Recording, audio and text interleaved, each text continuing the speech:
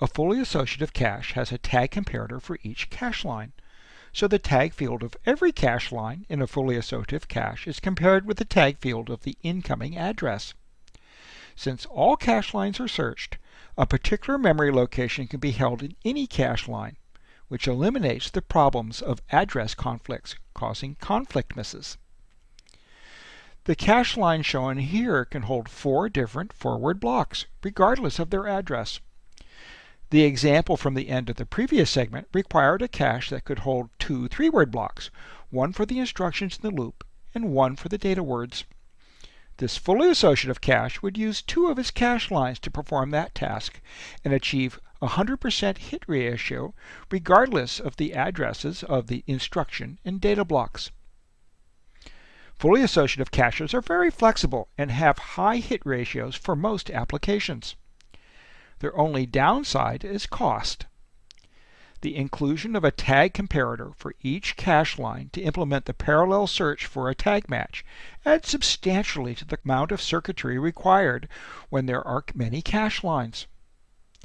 Even the use of hybrid storage comparison circuitry, called a content addressable memory, doesn't make a big dent in the overall cost of a fully associative cache. Direct mapped caches search only a single cache line. Fully associative caches search all cache lines. Is there a happy middle ground where some small number of cache lines are searched in parallel? Yes, if you look closely at the diagram of the fully associative cache shown here, you'll see it looks like 4 one-line direct map caches operating in parallel. What would happen if we designed a cache with 4 multi-line direct mapped caches operating in parallel? The result would be what we call a 4-way set associative cache. An n-way set associative cache is really just n direct map caches, let's call them subcaches, operating in parallel. Each of the n subcaches compares the tag field of the incoming address with the tag field of the cache line selected by the index bits of the incoming address. The n cache lines searched on a particular request form a search set, and the desired location might be held in any member of the set. The 4-way set associative cache shown here has 8 cache lines in each subcache. So each set contains 4 cache lines, one from each subcache, and there are a total of 8 sets, one for each line of the subcaches. An n-way set associative cache can accommodate up to n blocks whose addresses map to the same cache index. So access to up to n blocks with conflicting addresses can still be accommodated in this cache without misses.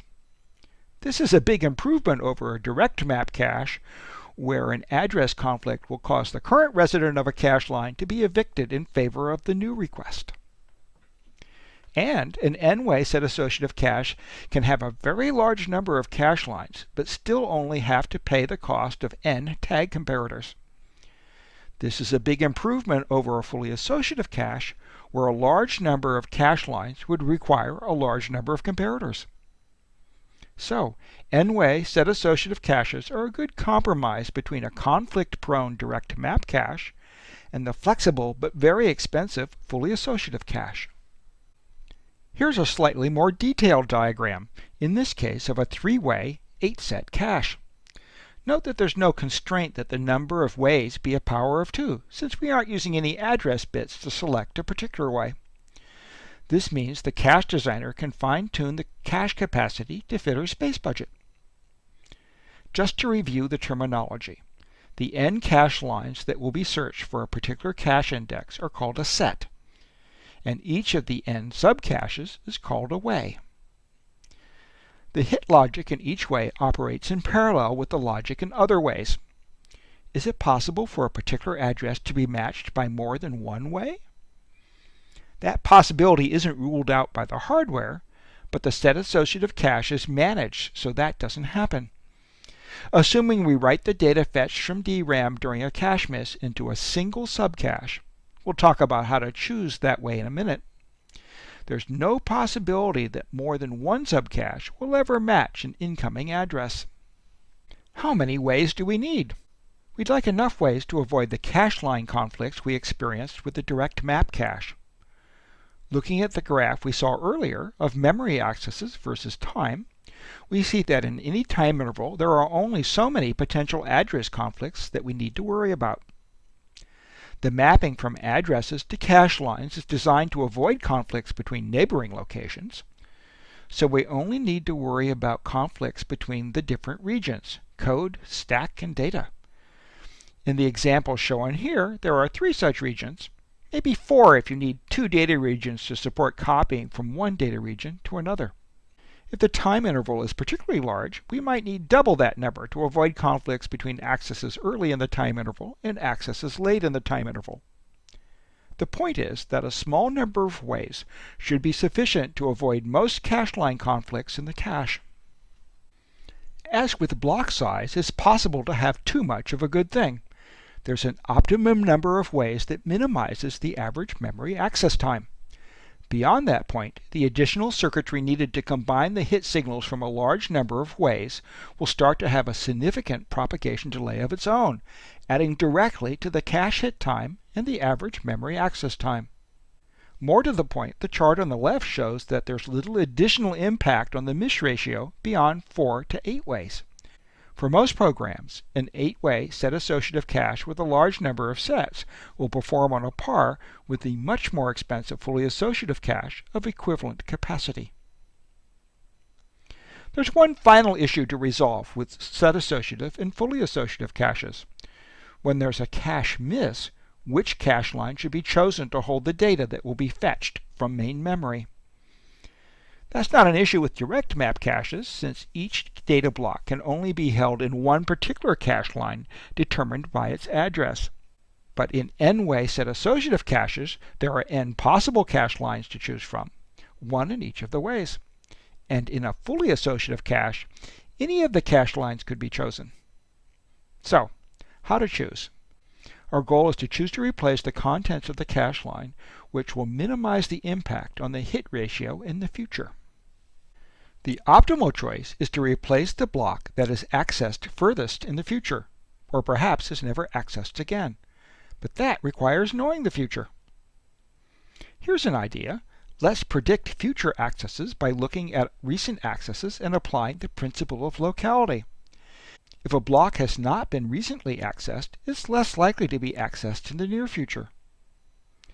That suggests the least recently used replacement strategy, usually referred to as LRU. Replace the block that was accessed furthest in the past. LRU works well in practice, but requires us to keep a list ordered by last use for each set of cache lines, which would need to be updated on each cache access. When we needed to choose which member of a set to replace, we'd choose the last cache line on this list. For an 8-way set associative cache, there are 8 factorial possible orderings, so we need log base 2 of 8 factorial, or 16 state bits, to encode the current ordering. The logic to update these state bits on each access isn't cheap. Basically, you need a lookup table to map the current 16-bit value to the next 16-bit value. So most caches implement an approximation to LRU where the update function is much simpler to compute.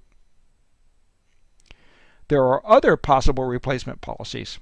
First in, first out, where the oldest cache line is replaced, regardless of when it was last accessed. And random, where some sort of pseudo-random number generator is used to select the replacement. All replacement strategies except for random can be defeated. If you know a cache's replacement strategy, you can design a program that will have an abysmal hit rate by accessing addresses you know the cache just replaced. I'm not sure I care about how well a program designed to get bad performance runs on my system, but the point is that most replacement strategies will occasionally cause a particular program to execute much more slowly than expected. When all is said and done, an LRU replacement strategy, or a close approximation, is a reasonable choice.